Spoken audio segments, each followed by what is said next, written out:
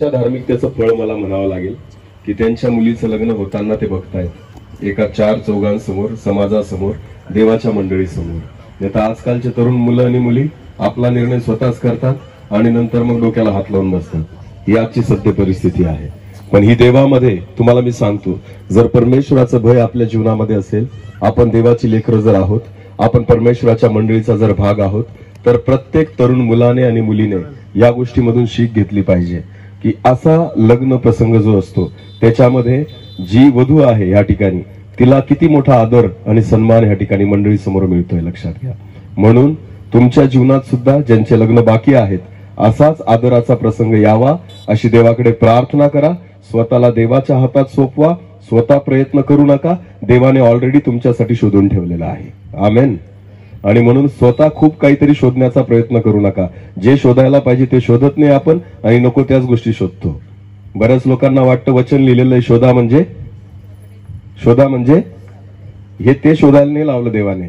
जे शोधायला लावलं तेवढंच शोधा, बाकी रिकाम्या गोष्टी शोधू नका, नाही तर तुमच्या आयुष्यामध्ये असा आनंदाचा प्रसंग येणार नाही. मी प्रभूला धन्यवाद देतो की आज या परिवारामध्ये, शीला नाव आहे ना, शीलाच्या लग्नानिमित्ताने एक सुंदर प्रसंग तिच्या परिवाराला परमेश्वराने दिला आणि त्या निमित्ताने सगळ्या मंडळीला दिला. मी जिवंत परमेश्वराला धन्यवाद देतो. यावेळेस देवाच्या वचनाकडे आपण जाऊ. सगळेजण तयार आहात वचन ऐकण्यासाठी? ठीक आहे, एक छोटीशी प्रार्थना करू आणि वचनाकडे जाऊ. मी जास्त वेळ बोलणार नाही कारण उशीर झालेला आहे बराच, म्हणून थोडक्यात देवाचं वचन आपण बघू. सर्व शक्तिमान आमच्या जिवंत देवा, आकाश आणि पृथ्वीच्या उत्पन्न करत्या प्रभू, हा समय तुझा आहे की तू बोलावं आणि आम्ही ऐकावं. माझ्या देवा, मी प्रार्थना करतो केवळ तुझी वाणी आमच्या कानी पडू दे. कोणा मनुष्याने आज आमच्याशी बोलू नये. मी स्वतः देखील तुलाच ऐकू इच्छितो दे बापा. आणि म्हणून दे बापा, माझ्या मुखाला तुझ्या वचनाने भर. केवळ आवाज माझा असावा, शब्द तुझे असावे. तू बोलावं, आम्ही ऐकावं असं होते, कारण तुझी वाणीच आम्हाला आशीर्वादित करू शकते. म्हणून आज या लग्न प्रसंगी शीलासाठी, तसंच इथं उपस्थित तुझ्या मंडळीसाठी, आम्हा प्रत्येकासाठी येणारं वचन आशीर्वादाचं होऊ दे आणि तूच उंचावला जावा, तुझीच इच्छा पूर्ण व्हावी असं होऊ दे. सर्व आदर, मान, महिमा, गौरव, सन्मान तुझा आहे, तुलाच देतो.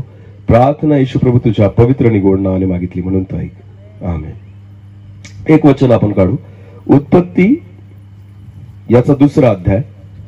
अनेकदा आपण वाचलेलं आहे, पत्रिकेवर लिहिलेलं पण असतं हेच वचन, पण परत एकदा आपण वाचून घेऊ की देव याच्यातून आपल्याला काय शिकवेल बघू आपण. उत्पत्ती याचा 2रा अध्याय, वचन 18 पासून पुढे वाचू आपण. वचन असं म्हणतं, मग परमेश्वर देव बोलला, मनुष्य एकटा असावा हे बरे नाही, तर त्याच्यासाठी अनुरूप सहाय्यक मी करीन. पुढे, परमेश्वर देवाने सर्व वनपशु, आकाशातील सर्व पक्षी हे मातीचे घडवल्यावर आदाम त्यांना कोणती नावे देतो हे पहावे म्हणून त्याच्याकडे ती त्याने नेले. तेव्हा आदामाने प्रत्येक सजीव प्राण्याला जे नाव दिले तेच त्या प्राण्यांचे नाव पडले. आता हे वचन जेव्हा आपण वाचतो याच्यामध्ये एक गोष्ट तुम्हाला लक्षात येईल की आदामाला जेव्हा देवाने निर्माण केलं तर बराच काळ आदाम एकटा होता. समजतंय का?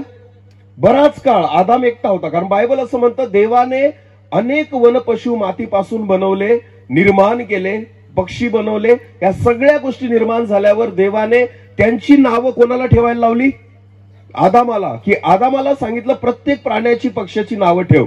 आणि बायबल म्हणतं की आदामाने सगळ्या प्राण्यांची आणि पक्ष्यांची नावं ठेवली. तोपर्यंत आदाम कसा होता? एकटा. बोला, कसा होता? एकटा. कदाचित अनेक दिवस निघून गेले असतील, कदाचित अनेक महिने निघून गेले असतील, कदाचित वर्षाचा कालावधी गेला असेल. एवढ्या काळामध्ये आदाम कसा आहे? बोला बोला, कसा आहे? जिवंत आहात का सगळेजण? सगळे आहात जिवंत? बघा बघा, माणसं बघितले नाही तुम्ही? बघा, एवढ्या लांबून आलो, घसा कोरडा करून तुमच्या समोर बोलतोय. तुम्ही कोणाला बघतायत? ठाकूर ब्रदरला. तुमच्याच मंडळीतला माणूस आहे, बघितला नाही का?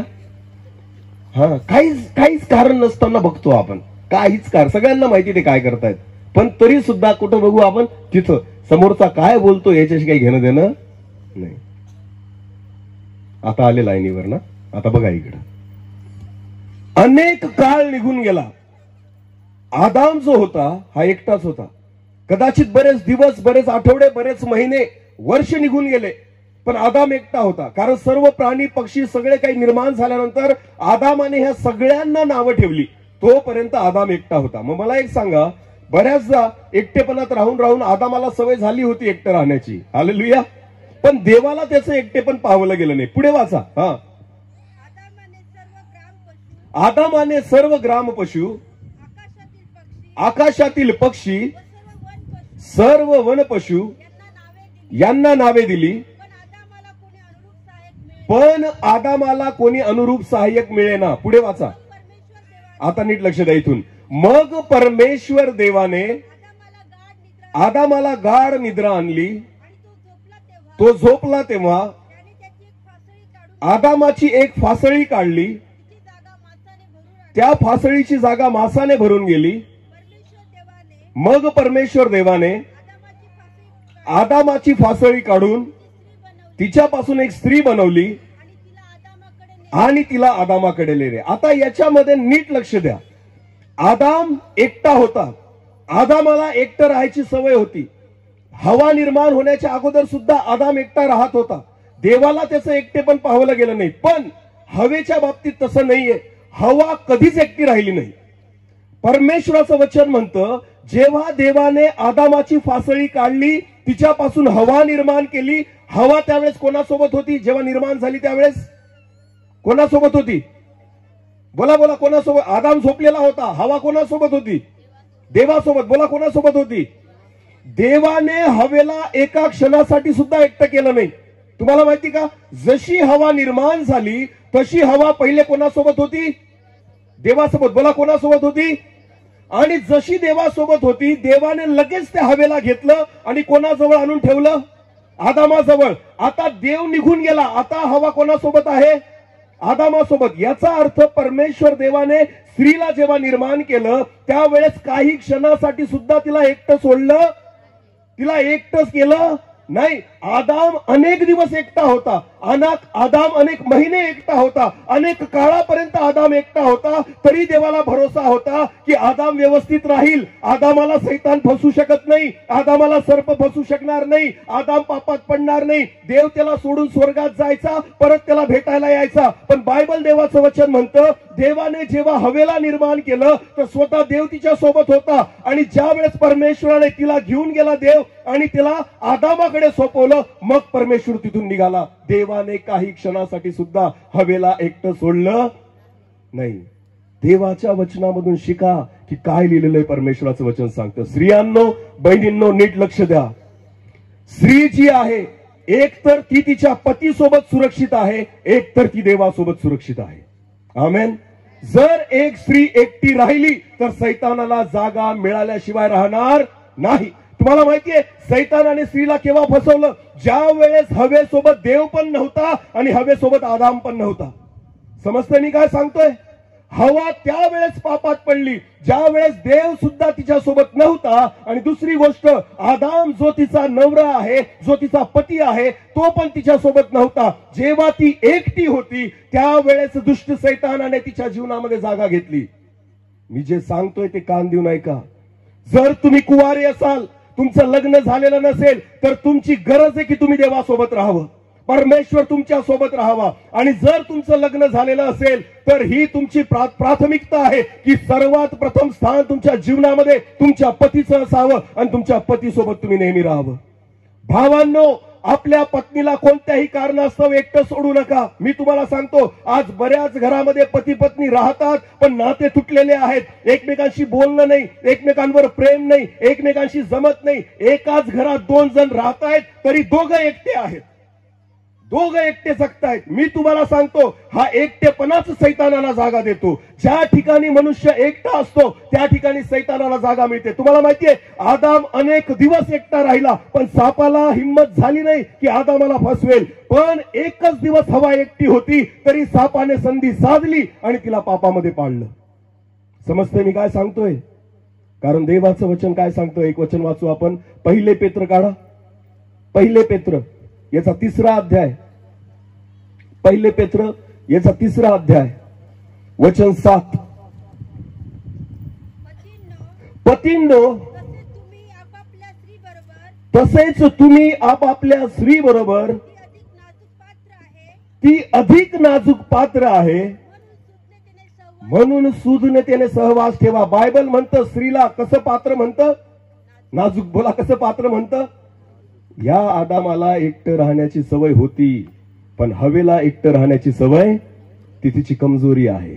हवेची कमजोरी काय आहे? ती एकटं राहू शकत नाही. ती एकटं राहू शकत नाही, ही हवेची कमजोरी होती. तुम्हाला माहितीये, आदामाने नाही सांगितलं देवाला की मला अनुरूप सहाय्यक पाहिजे. आदामाने देवाकडे प्रार्थना नाही केली की मला बायको पाहिजे. आदामाने नाही सांगितलं की माझ्यासाठी हवा तयार कर. देवाला काळजी होती आदामाची की हा एकटा असावा. हे बरं नाही. आदाम तर जगत होता, आदाम तर राहत होता, आदाम कोणतीच कुरकुर करत नव्हता, आदाम होता त्या परिस्थितीमध्ये व्यवस्थित होता. पण देवाचा हा निर्णय होता की आदामासाठी एक अनुरूप सहाय्यक मी निर्माण करेल. हालेलुया.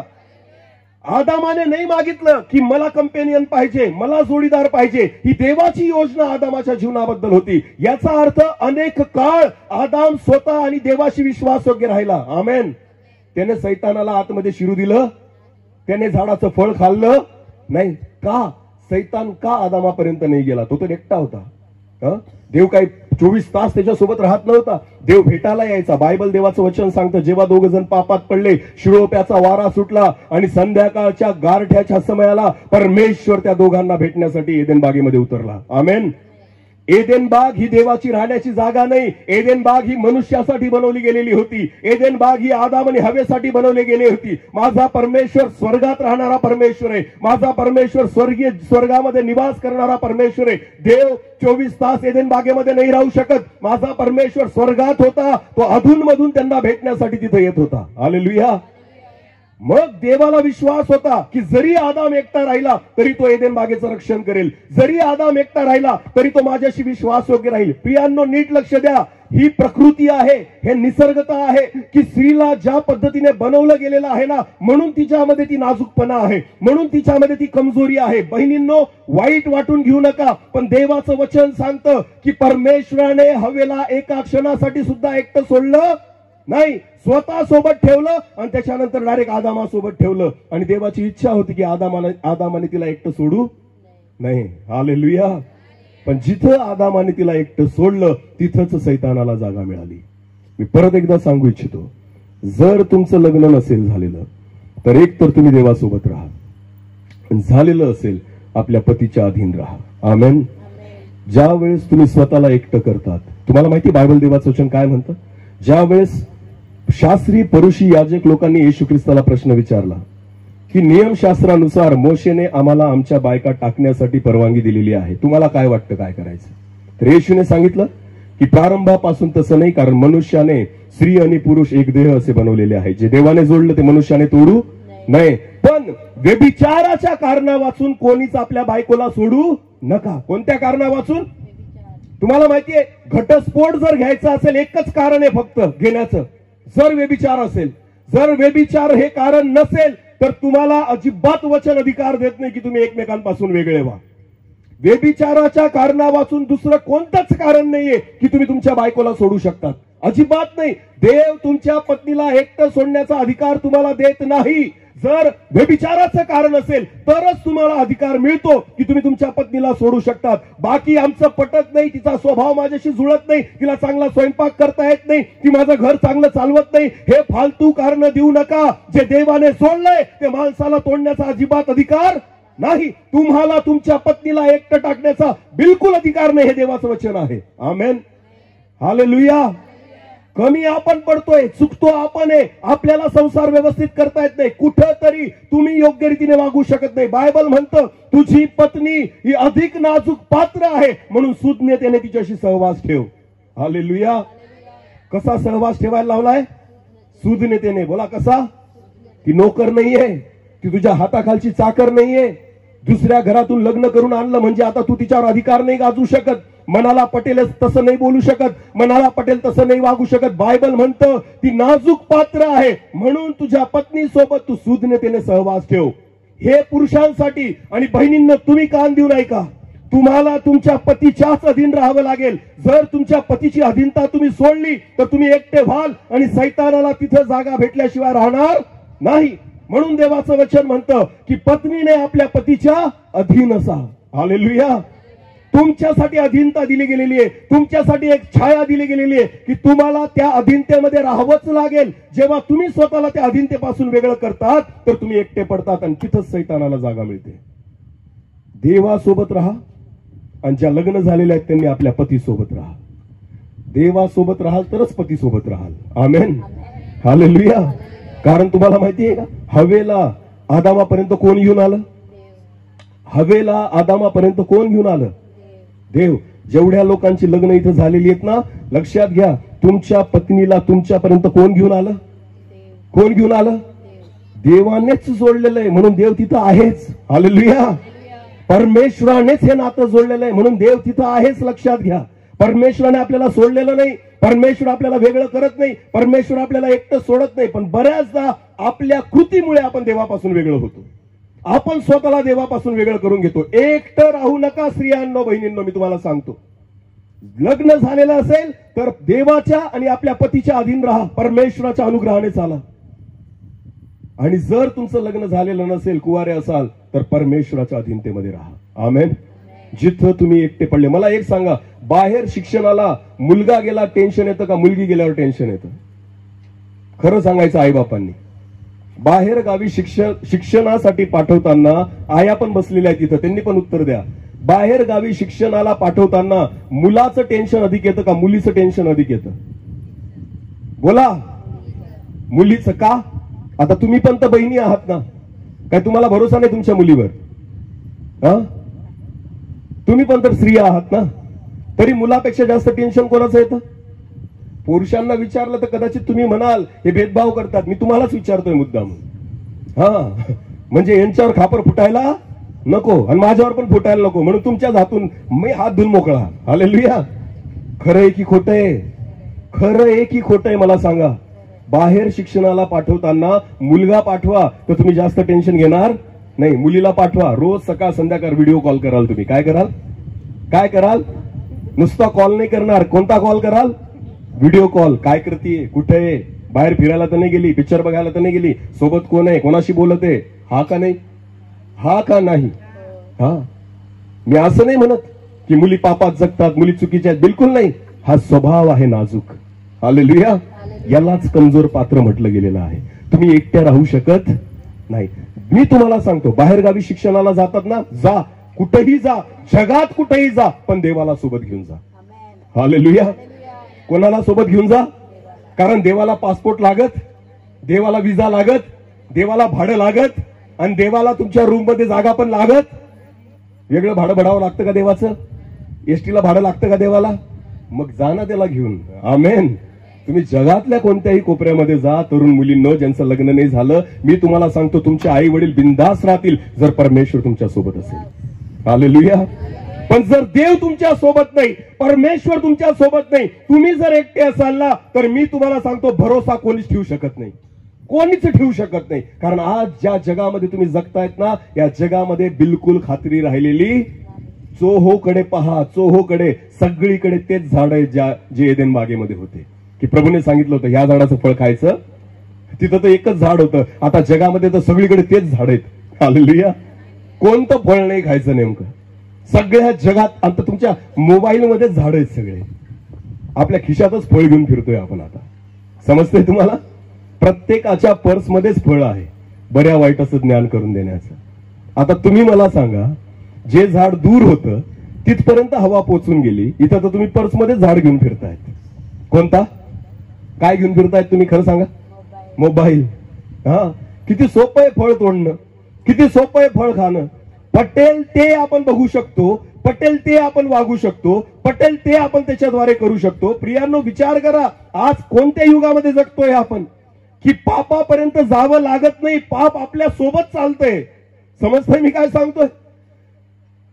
हे जीवन जे जगतोय ना आपण, हे कसं आहे माहिती तुम्हाला? जे ख्रिस्ती लोक आहे, विश्वासू लोक आहे, त्यांनी कान देऊ नाही का? येशूच्या रक्ताने तुम्हाला शुद्ध केलं गेलेलं आहे. येशूच्या रक्ताने तुमच्या पापांची क्षमा झालेली आहे. बायबल म्हणतं, मी तुम्हाला शुभ्र अशी तारणाची वस्त्र घातलेली आहेत. आमेन. कोणती वस्त्र? तारणाची. बोला कोणती वस्त्र? कपडे साबणाने नाही धुतलेत आपले. आपलं अंतकरण, आपलं शरीर, आपले पाप कोणत्या निरमा पावडरने नाही धुतली आहेत.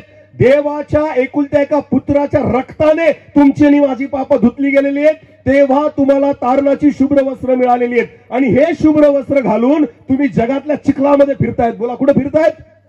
चिखलामध्ये. जग सध्या कसं झालेलं आहे? चिखलाप्रमाणे. बोला कसं झालंय? चिखलामध्ये चालायचंय आणि सफेद कपड्याला एक पण डाग लागू द्यायचा. हे आहे सध्याचं आत्मिक जीवन. हालेलुया.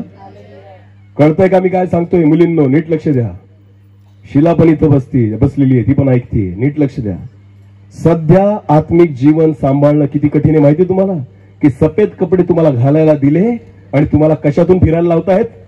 चिखलातून. बोला. आणि काय सांगितलेलं आहे? एक डाग लागू द्यायचा नाही. हे आत्मिक जीवन आहे सध्या. इतकं सहज आहे पापात पडणं, इतकं सहज आहे दोष लागून घेणं, इतकं सहज आहे आपण त्या ठिकाणी पाप करणं. मी तुम्हाला सांगतो, जगाला तुम्ही बदलू शकत नाही, पण तुम्ही स्वतःला बदलू शकतात. आमेन. जगाला तुम्ही स्वच्छ करू शकत नाही, पण स्वतःला तुम्ही शुद्ध करू शकतात. जगाला तुम्ही खात्री देऊ शकत नाही की जग माझ्या प्रार्थनेने बदलेल, पण तुम्ही स्वतःची खात्री घेऊ शकतात की देव मला बदलेल. हालेलुया. हालेलुया. शिक्षण तर घ्यावंच लागेल. इकडे बघा. परत तेच. बघा बघा बघा. थांबून जातो मी. तुम्ही बघा काय विषय चालला. देव आपल्याशी काय बोलतो, आपलं चाललंय इकडं तिकडं बघणं. अरे येशू ख्रिस्त येऊन निघून जाईल, तुम्ही असेच इकडे तिकडे बघत राहाल आणि म्हणाल अरे हा शेजारी बसलेला कुठे गेला? तो गेला. तुम्ही बघत राहा इकडं तिकडं आणि मग शोधा त्याला, सापडणार नाही. असंच येशू ख्रिस्ताचं येणं होणार आहे. आमेन. ज्याला कान आहेत तो ऐको. कान घेऊन आलेत ना सगळेजण? कान आणि मन दोन्ही लावा, तर परमेश्वर आपल्याशी बोलेल. हालेलुया. देवाची अपेक्षा आज बहिणींनो, म्हणून मी सांगतो ना, देवाचं वचन कमजोर पात्र का म्हणतो? कोणी पण आलं का लगेच बघतात. अशी यालाच कमजोर पात्र म्हणतात. भाऊ बरोबर बघतात इकडं. तुम्ही लगेच कोण आलं? हाच प्रॉब्लेम आहे. तेच तर शिकून राहिलो मी तुम्हाला की तुम्हाला एकटं सोडणं चुकीचं आहे. हालेलुया. एक तर आदामासोबत पाहिजे, एक तर कोणासोबत पाहिजे? देवासोबत पाहिजे. कारण मन भटकायला वेळ लागत नाही. कोणाशी गप्पा करत होती हवा? अरे बोला. म्हणजे कोणीच नाही भेटलं तर साप पण चालतो गप्पा मारायला. हा कोणाचा स्वभाव आहे? हवेचा म्हणजे स्त्रियांचा. बाजारामध्ये जावर, मैत्रिणी भेटू द्या. खूप वर्षांपूर्वीची कधीतरी ओळख होती, अर्धा तास गेला समजायचा. भर उन्हात सुद्धा उभ्या राहतील आडोसा शोधून, इथं थोडी सावली गप्पा करू आपण, चल इकडं. नळावर जातात पाणी भरायला तर 2 तास लागतात, कारण सगळ्या गावाच्या बाया तिथं गप्पा करत बसलेल्या असतात. याचं काय चाललं, त्याचं काय चाललं, तिच्या घरात काय चाललं, याचं असं ऐकलं, त्याचं तसं ऐकलं, सगळ्या गावाच्या खबरी तिथं. माणसाला एवढा टाइमच नसतो. पण सगळ्या दुनियाचा टाइम आपल्याला असतो. सिरियल का आवडती बरं स्त्रियांना खरं सांगा? पुरुष कधीच सिरियल नाही बघत. यांना डायरेक्ट मारामारी, फायटिंग, तोडफोड अशा गोष्टी आवडतात. 3 तासात कार्यक्रम करून मोकळा. समजते तुम्हाला? जास्त रोजचं काही कटकट करत नाही. एक तर IPL बघायची 3 तासाची आणि मस्त खुश व्हायचं, एक तर रडत बसायचं. या 2च गोष्टी आम्हाला येतात, याच्यावर काही येत नाही. पण ह्या ज्या आहेत ना, सिरियल बघतात. काय बघतात? रोज 1 तास. किती वर्ष चालू राहते ती एकच सिरियल. ती रडायला लागली का ही पण रडते, ती हसायला लागली का ही पण हसते. तिचं ब्रेकअप झालं का हिला टेन्शन येतं, ती आजारी पडली का ही जेवत नाही. अरे काय हे मला सांगा. हा मला हे सांगा, सिरियल स्त्रियांनाच का आवडते? कधी विचार केलाय तुम्ही? सगळे खिशे तुम्ही त्यांचे का भरतायत? त्यांना माहितीये जोपर्यंत स्त्रिया जिवंत आहेत आपला डेली सोप चालणार आहे. हालेलुया. स्त्री जात हवा जोपर्यंत आहे ना, तोपर्यंत आपल्या सिरियलला मरण नाही. कारण याच्या घरात काय चाललं, काय असतं सिरियल मध्ये सांगा ना? हिच्या घरात काय चाललं, तिच्या घरात काय चाललं, तिचा नवरा कोणासोबत पळाला, हा तिच्यासोबत पळू, हेच असतं. काहीच चांगलं नसतं. सासू सुनेसोबत कशी वागती, सून सासू सोबत कशी वागती, कोणाच्या जेवणात विष टाकलं. अरे काय बघतात त्या सिरियली मला सांगा. पुरुषांना नाही आवडत ह्या गोष्टी. या गोष्टी कोणाला आवडतात? स्त्रियांना. खरं आहे की खोटं आहे? खरं आहे की खोटं आहे? तिथं कोणीतरी मरतं आणि ही इथं रडती. अरे तिला रडायचे पैसे भेटतायत, तुम्हाला फुकट कशाला रडतात तुम्ही? त्या सिरियल मध्ये कोणीतरी मेलं आणि ते रडतंय, तर तिला बघून ही रडती. नवरा म्हणतो काय झालं तुला, कोण मेलं तुझं, ती रडतीये. नवरा म्हणतो स्वयंपाक कर, नाही नाही नाही करणार, एवढं बघू द्या. अरे तिला रडण्यासाठी पैसे भेटतात, तू फुकट कशाला रडती, बिचारा नवरा भुका आहे सकाळपासून, त्याला खाऊ घाल. हालेलुया. आजचं वचन तर डायरेक्ट स्त्रियांवरच आहे, हे तर मी पण ठरवलं नव्हतं. आमेन. बाप. आणि मेजॉरिटी तुमचीच आहे, तुम्ही ठरवलं तर मला दगडमार करू शकतात. हालेलुया. समजतंय का मी काय सांगतोय, पण मी जे बोलतोय ते खरंय का खोटंय. मग एक तर पती सोबत, एक तर कोणासोबत, स्वतःला एकटं करायचं. तुम्हाला माहिती एक वचन आहे बायबलमध्ये, खूप सुंदर उदाहरण आहे, वाचू बरं आपण. योहान कृत शुभवर्तमान याचा 4था अध्याय वाचा. योहान कृत शुभवर्तमान याचा 4था अध्याय, आणि मी सांगतो ते वचन वाचा. 16 पासून पुढे वाचू आपण. शमरोनी स्त्री माहिती का तुम्हाला बायबलमध्ये, शमरोनी बाई माहिती का. हा, काय भरायला आली होती ती विहिरीवर, पाणी. आणि तिथं कोण बसलेला होता, येशू. माहिती ना सगळी स्टोरी. येशू ख्रिस्त दमून चालून तिथपर्यंत आला, त्याचे शिष्य भाकर घेण्यासाठी गावात गेले. येशूने शिष्यांना सांगितलं मी इथं विहिरीजवळ बसतो, कारण येशूला माहिती होतं कोण येणार आहे, शमरोनी स्त्री. काय भरण्यासाठी, पाणी भरण्यासाठी, याकोबाच्या विहिरीवर. आता ही ती गोष्ट आहे.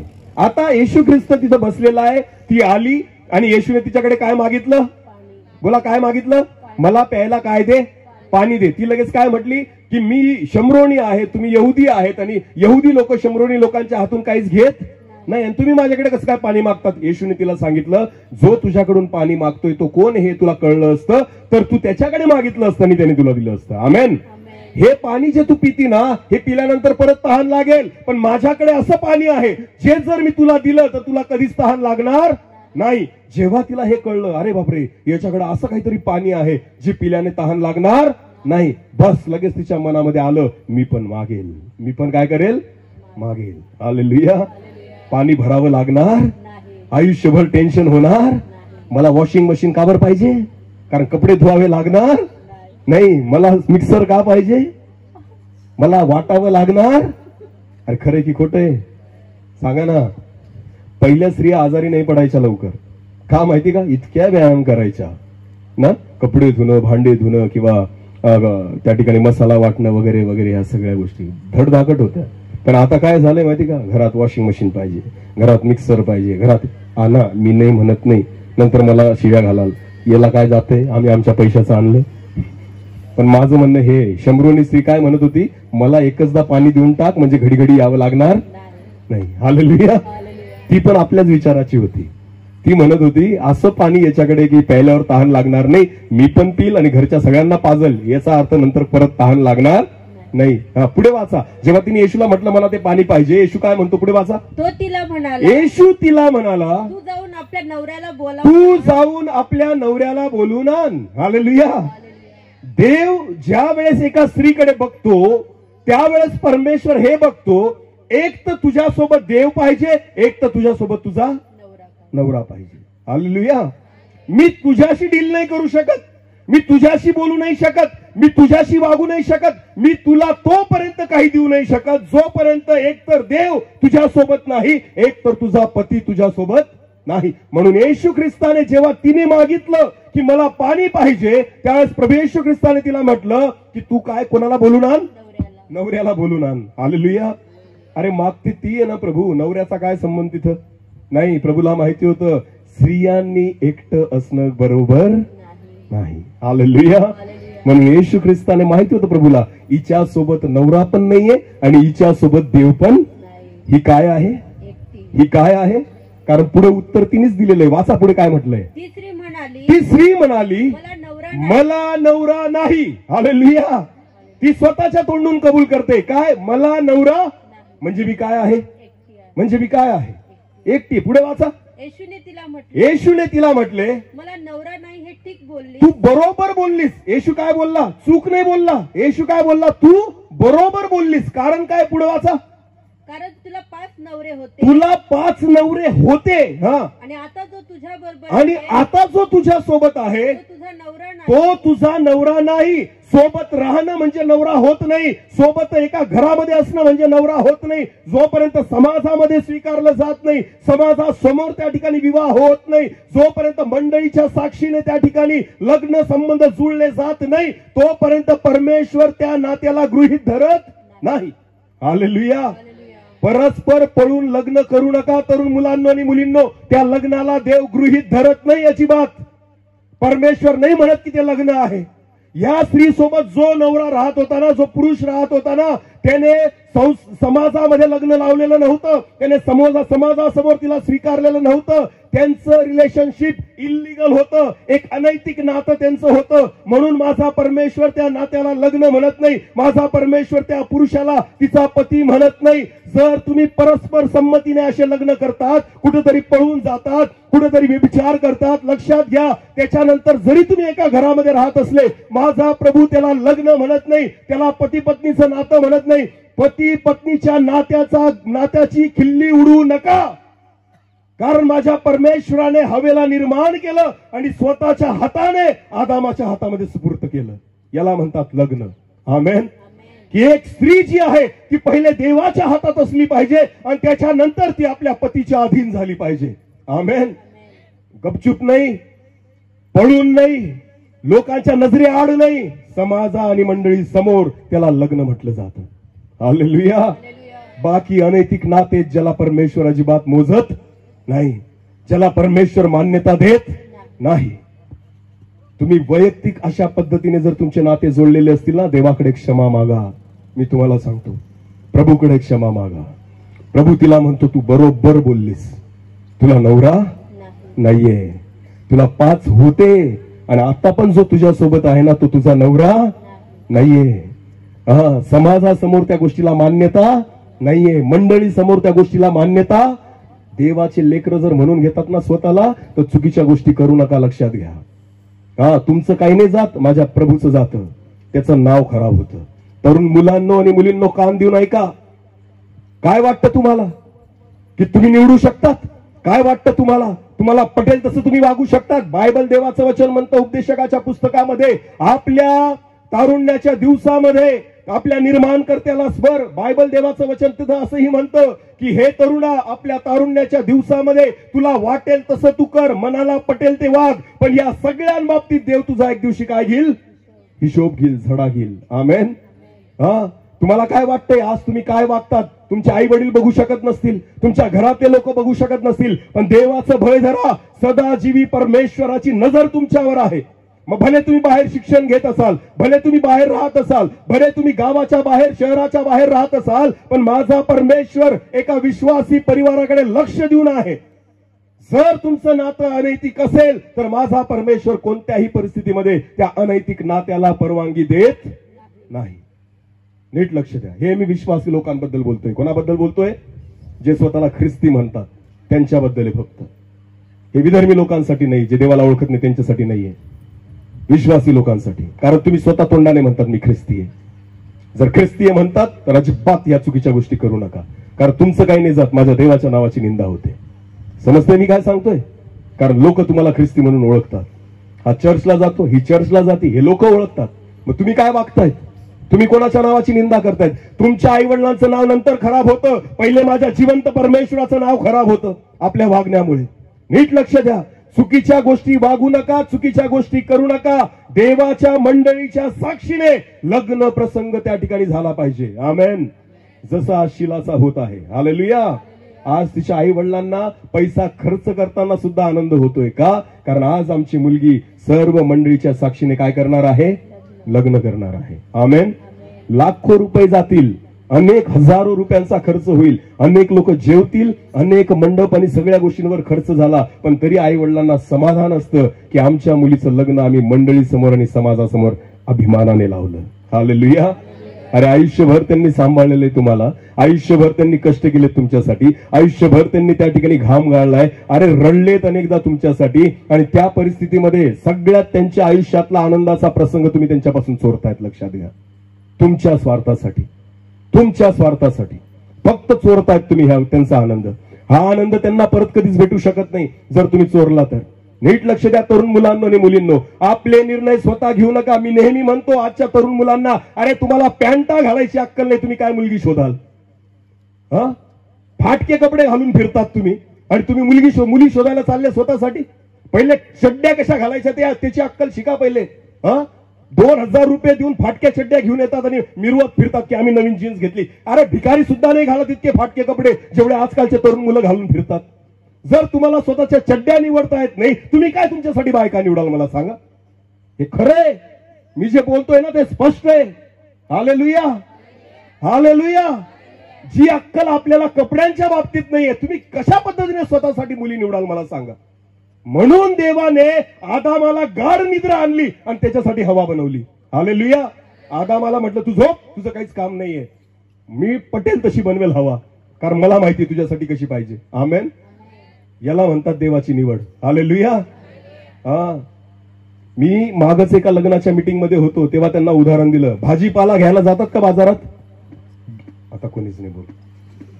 जातात का नाही? हा, मेथीची भाजी घ्यायची असेल तर कशी घेतात? कोणत्या रंगाची? मोठ्याने बोला. कशी? हिरवीगार. बरोबर आहे ना? टवटवीत. बरोबर आहे की नाही? हा, कोणताही हिरवा भाजीपाला घेताना आपण त्याच्या रंगाकडे पाहतो. बरोबर आहे की नाही? आणि मग आपण हिरवीगार घेऊन येतो, ताजी दिसती अशी घेऊन येतो. आपल्याला वाटतं मी खूप मोठा तीर मारला, खूप चांगली भाजी घेऊन आलो. खरंय की नाही? पण तुम्हाला माहिती, माझा मित्र पण एक मोठा शेतकरी आहे. त्याने मला सांगितलं, मी एकदा त्याच्या घरी गेलो होतो, त्याला म्हटलं का रे तो भाजीपाला करायचा, ते शिमला मिरची माहिती का तुम्हाला? शिमला मिरचीची त्याने ते नेट काय म्हणतात त्याला? हा, शेड नेट असतं ना, ते होतं त्याचं. हा बरोबर, पॉलिहाऊस ते होतं त्याचं. त्याने शिमला मिरची लावलेली होती. मी त्याच्या घरी गेलो, एकदा बसलो, चहा पाणी झालं. त्याला म्हटलं का रे तुला लाज नाही वाटत का? म्हटलं मित्राला कधीतरी वानुळा पाठव, कधीतरी ती खाऊ घाल, काय ती शिमला मिरची. तो म्हणे, मला काय बोलला माहिती? तो म्हणे अरे मी माझ्या घरात सुद्धा अजून केलेली, एकदा सुद्धा ही भाजी माझ्या घरात आणलेली नाही. म्हटलं का बरं? एवढं रसायन मारतो म्हणे आम्ही याच्यावर, एवढे केमिकल मारतो, विष म्हणे ते. काय? मला माहिती म्हणे मी कोणकोणते केमिकल मारतो, मग कशाला घरच्यांना खायला देऊ म्हणे. मी अजिबात नाही, घरात अजून ती भाजी केलेली नाही, ती फक्त विकायसाठी आहे म्हणे. कशासाठी आहे? आणि आपण घेऊन येतो तीच भाजी, हिरवी दिसती म्हणून. साधा भाजीपाला निवडायची अक्कल, अरे बोला ना, साधा भाजीपाला निवडायची अक्कल नाही, आणि चाललो नवरा नवरी निवडायला. सांगा ना. आमच्या मंडळीमध्ये कृषी अधिकारी आहेत एक, त्यांनी मला सांगितलं होतं, सर भाजीपाला कधी पण घ्यायला जाल ना तर किडलेली भाजी घ्यायची. कशी घ्यायची? भेंडी घ्यायची असेल ना तर किडलेली घ्यायची. म्हटलं का बरं? तर म्हणे जर किडा त्याच्यात जिवंत, याचा अर्थ त्याच्यावर केमिकल मारलेलं नाही. किडलेलं कापून फेका, चांगलं खाऊन घ्या म्हणे, त्याच्यामध्ये विष नाहीये. पण जी चांगली दिसते, जिला कीड लागलेली नाही, जी हिरवीगार दिसते, समजून घ्यायचं सगळ्यात जास्त केमिकल तिच्यावर मारलेलं आहे, विष मारलेलं आहे. काय मारलेलं आहे? ते पोटातच जाणार आहे. कुठं जाणार आहे? पोटात. आणि ते आपल्यासाठी चांगलं म्हणजे साधी भाजीपाला सुद्धा निवडण्याची आपल्याला. आणि आजकालचे तरुण मुलं चालले स्वतःसाठी मुली निवडायला, आणि मुली चालल्या मुलं निवडायला. सोप्या गोष्टी, साध्या गोष्टी नाही आपल्याला समजत. नीट लक्ष द्या. मोठ्या गोष्टी देवाच्या हातात सोपवा. आमेन. लग्न हा गंमत नाहीये, हा खेळ नाहीये, आयुष्यभर सोबत राहायचंय. आमेन. आणि तेच नातं टिकतं जे देवाकडून जोडलं जातं. बायबल म्हणतं जे देवाने जोडलंय ते मनुष्याने तोडू नाही. कोणी जोडलंय?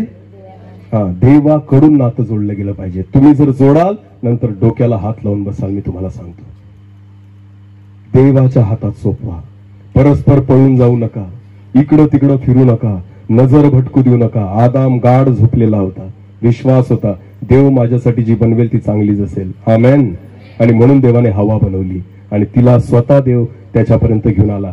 आणि कदाचित देव बोलला पण असेल, हिला एकटं सोडायचं, हिला एकटं सोडायचं नाही का? मग देव बोलायला विसरला काय माहिती, म्हणून यांनी एकटं सोडलं आणि झाला खेळ. एकटं सोडलं. आता तिचा टाइमपास होत नव्हता, कारण त्या काळामध्ये टीव्ही आणि मोबाईल नव्हता. मग ती एकटी बसली होती हवाबाई तिथं एदेन बागेमध्ये. तेवढ्यात कोण आला? बोला, कोण आला? आणि साप तिच्याशी काय करायला लागला? गप्पा बोलायला लागला. बोला, काय करायला लागला? तिने विचार केला, अरे हा तर आदामासारखाच बोलतो. वाघाला बोलताना नाही ऐकलं, कुत्र्याला बोलताना नाही ऐकलं, कोणत्याच प्राण्याला बोलताना नाही ऐकलं, पण कोण बोलतोय आज? साप. तिने विचार केला, चला टाइमपास भेटला. हवा काय विचार करत असेल? गप्पा मारायला कोणीतरी भेटलं, कोणाशी गप्पा मारायला लागली? मग केला त्या सापाने खेळ. नीट लक्ष द्या, हा स्त्रियांचा स्वभाव आहे. कोणी नाही भेटलं तर आम्हाला गप्पा मारायला साप पण चालतो. अरे समजते का मी काय सांगतोय? कोणीच नाही भेटलं ना तर आम्हाला गप्पा मारायला काय चालतो?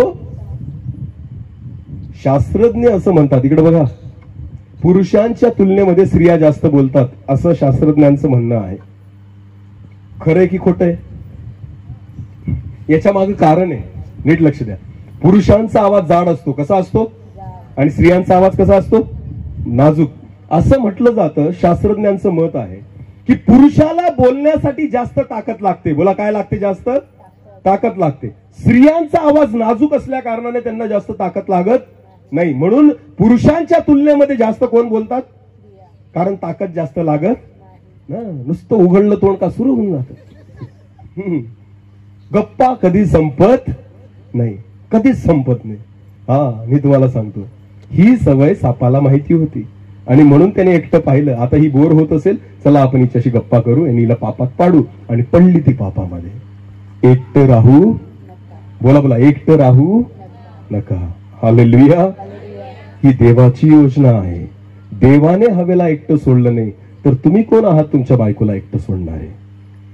जेवढे पुरुष इथं बसलेले आहेत ना, ही तुमची जबाबदारी आहे की आपल्या पत्नीला प्रतिदिन, प्रत्येक वेळेस, प्रत्येक ठिकाणी सोबत ठेवा.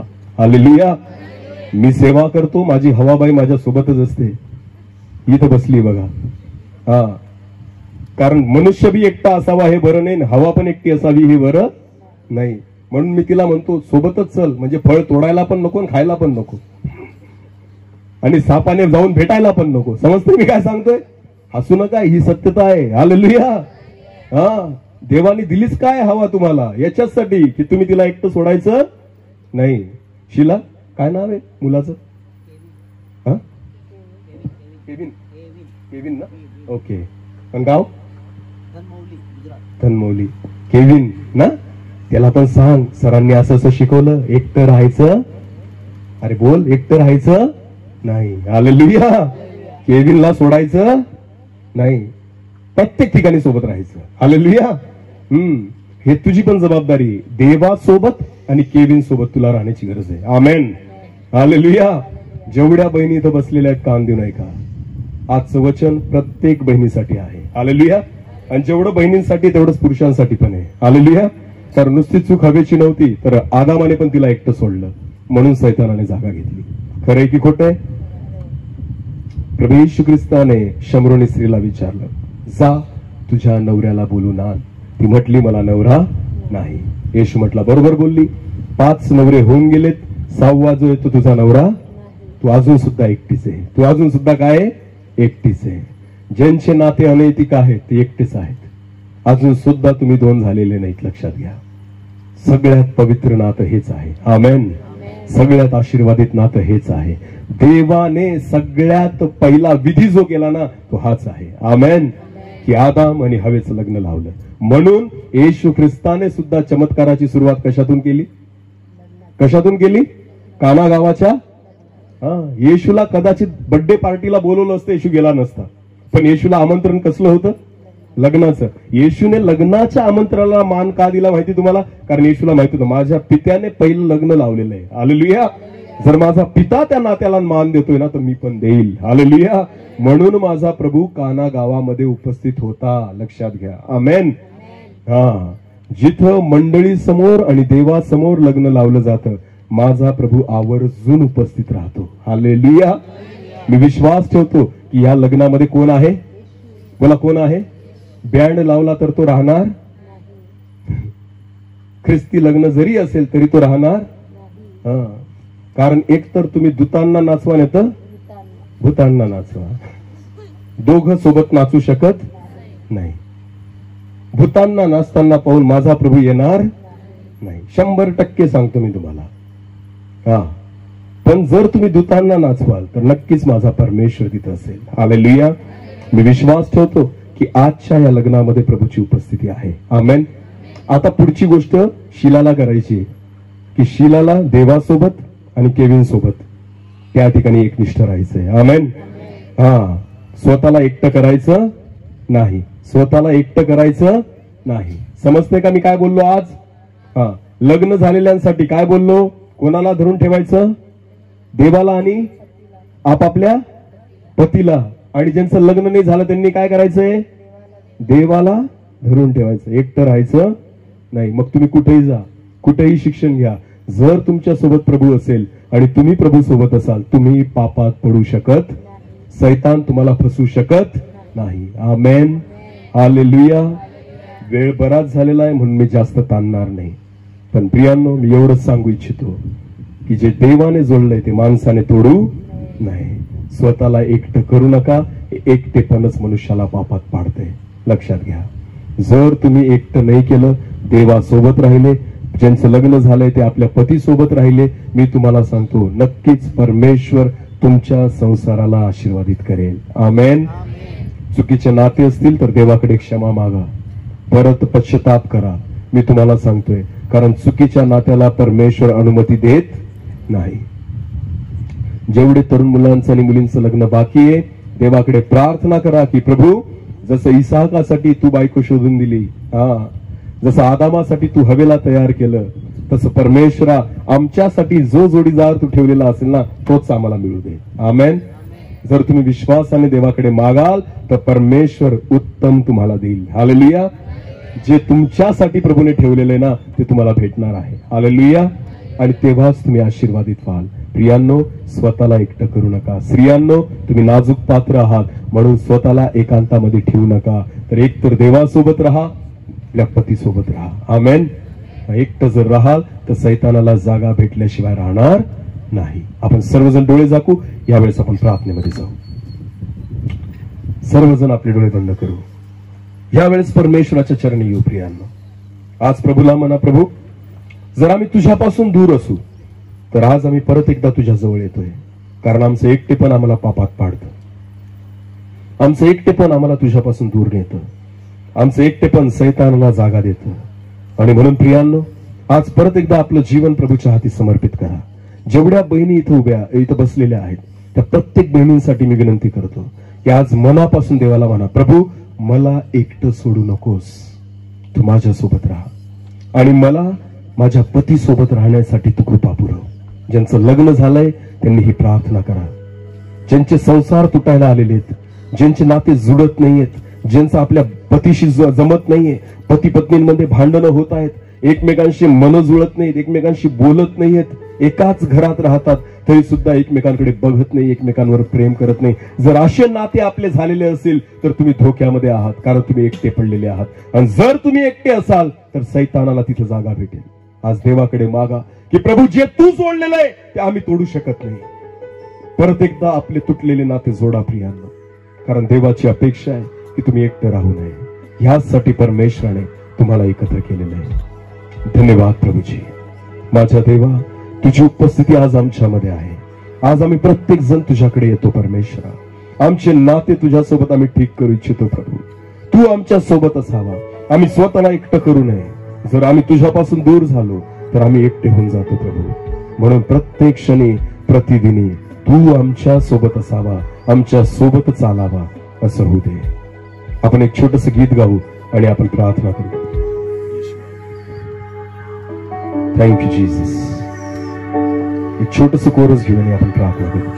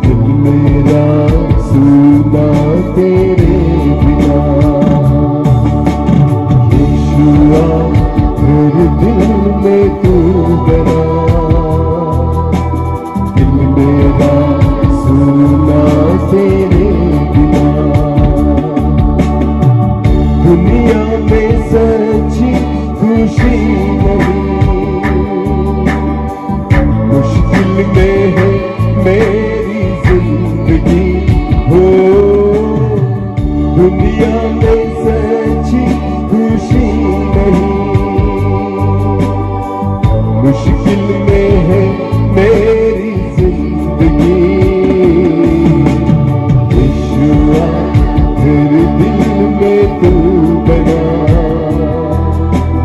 दिल मेरा सुना तेरे बिना, यीशुआ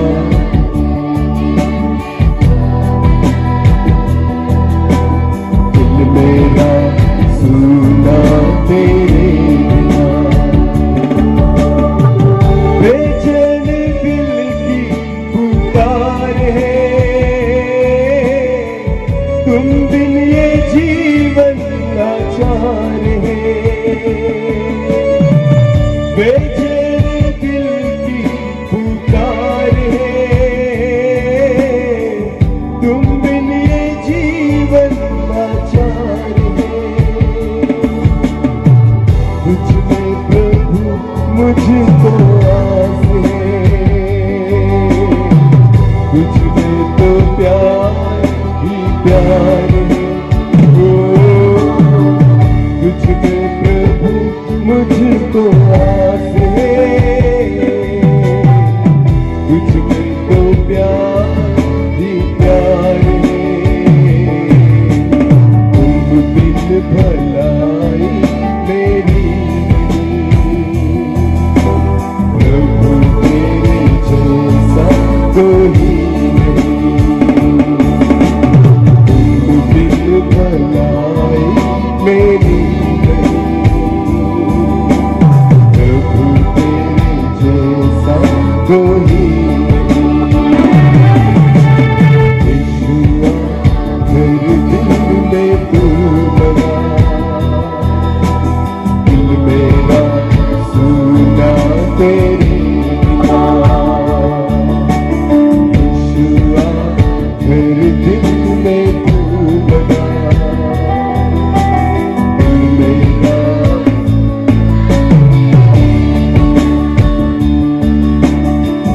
जीवन की हालत पे रो पड़ूं, तू ही बता यीशु क्या करूं, जीवन की हालत पे रो पड़ूं, तू ही बता यीशु क्या करूं, दुनिया की खुशियां गम से भरी, धोखा ही धोखा है हर घड़ी, हो दुनिया की खुशियां गम से भरी,